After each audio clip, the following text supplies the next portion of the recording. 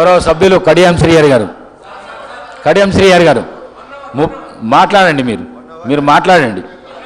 Time ఎక్కువైతే కూడా తీసుకుందాము. మాట్లాడండి. మీరు మాట్లాడండి. కూర్చోండి. కడియం శ్రీహరి గారు మాట్లాడండి. అధ్యక్ష 10 అయింది అధ్యక్ష. నేను తప్పకుండా మీ ఆదేశాలను పాటిస్తాను. త్వరితగతిన గంట లోపల పూర్తి చేసే ప్రయత్నం చేస్తాను. కాకపోతే అటువైపు నుంచి కూడా ఇంటరప్షన్స్ లేకుంటుంటే బాగుంటుంది. 2 విషయాలు అధ్యక్ష.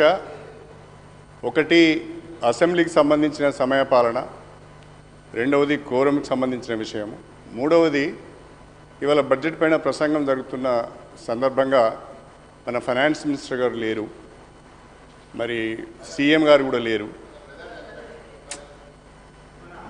మీరెందుకు చెప్తారండి